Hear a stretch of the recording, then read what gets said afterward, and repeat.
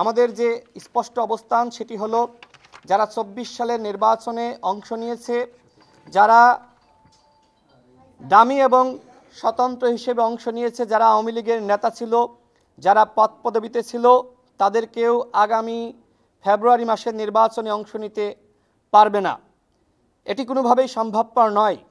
যেহেতু আওয়ামী লীগের সাংগঠনিক কার্যক্রম নিষিদ্ধ হয়েছে, নিষিদ্ধ আওয়ামী লীগের কোনো নেতা যদি স্বতন্ত্রভাবে নির্বাচন করার সুযোগ পায়, সেক্ষেত্রে লুকিয়ে থাকা, পালিয়ে থাকা আওয়ামী দুর্বৃত্তরা ওই স্বতন্ত্র প্রার্থীর পিছনে তারা কাজ করবে এবং নির্বাচনকে বানচাল করার চক্রান্ত করবে। আমরা কোনোভাবেই চাই না আগামী ফেব্রুয়ারি মাসের নির্বাচন বিতর্কিত হোক, বানচাল হোক এবং আওয়ামী লীগের ষড়যন্ত্রকারীরা নির্বাচন বানচাল করার মাধ্যমে আরেকটি ১/১১ তৈরি করার প্রেক্ষাপট সৃষ্টির সুযোগ পাক। যে কারণে আমাদের স্পষ্ট কথা, যারা আওয়ামী লীগের নেতা ছিল, যারা আওয়ামী লীগের পদে ছিল, যারা ২৪ সালের নির্বাচনে ডামি মামি স্বতন্ত্রভাবে অংশ নিয়ে গণতন্ত্রকে হত্যা করেছে, তারা কোনোভাবেই আগামী নির্বাচনে অংশগ্রহণ করার সুযোগ পাবে না। একই সাথে নির্বাচন কমিশন আগামীকাল থেকে যে সংলাপের আয়োজন করেছে, সেই সংলাপে যাতে কোনোভাবেই ফ্যাসিবাদের দোসর, জাতীয় পার্টির ১৪ দল সহ যারা ২৪-এর ডামি নির্বাচনে অংশ নিয়েছে, তাদেরকে নির্বাচন কমিশন কর্তৃক সংলাপে না আহ্বান করে আমরা এই দুটি বিষয়ে প্রধান নির্বাচন কমিশনারকে জানিয়েছি।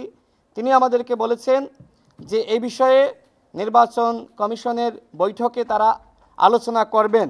আমরা প্রধান নির্বাচন কমিশনারকে জানিয়েছি যে যেখানে সরকার গঠিত জাতীয় ঐক্যমত্য কমিশন এই ফ্যাসিবাদের দোসরদেরকে ডাকেনি, আপনারা কেন কিভাবে তাদেরকে ডাকবেন? যদি আপনারা তাদেরকে ডাকেন নিবন্ধনের দোহাই দিয়ে, সেক্ষেত্রে কিন্তু এদেশের জনগণ আন্দোলন শুরু করতে পারে, কারণ এই নির্বাচন কমিশন কোনো কথিত নির্বাচন কমিশন নয়। কালার এক্সপার্ট, জর্জ স্যাপ এবং মাইল্ড অন হ্যান্ডস টেকনোলজি সমৃদ্ধ অরিক্স ক্রিস্টাল ওয়াশ আপনার লন্ড্রি এক্সপার্ট।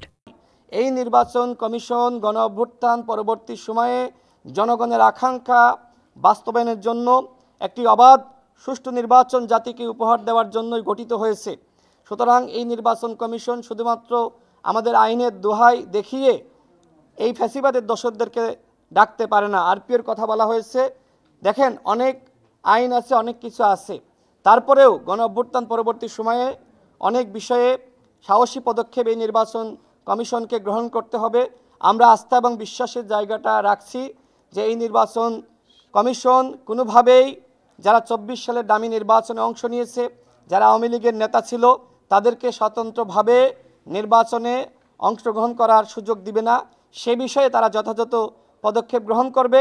একই সাথে আগামীকাল থেকে যে সংলাপ অনুষ্ঠিত হবে, সেই সংলাপে জাতীয় পার্টির ১৪ দল সহ কোনো ফ্যাসিবাদের দোসরকে ডাকবে না। যদি নির্বাচন কমিশন এই বিষয়ে তারা যথাযথ পদক্ষেপ গ্রহণ না করে, সেক্ষেত্রে আমরা রাজপথে আন্দোলন গড়ে তুলব। জাতীয় পার্টি মরা পার্টি এবং জনগণ তাদেরকে প্রত্যাখ্যান করেছে। আমি বিশ্বাস করি না যে বিএনপি বা জামাত ইসলাম এই জাতীয় পার্টি ফ্যাসিবাদের দোসর তাদেরকে জোটে নিয়ে নির্বাচন করবে।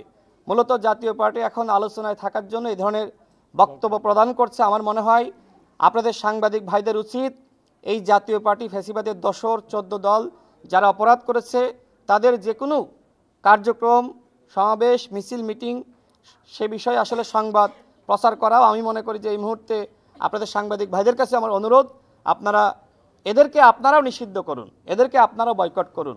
কারণ জাতীয় পার্টি হলো জনগণের ক্ষতি করেছে, গণতন্ত্রকে হত্যা করেছে।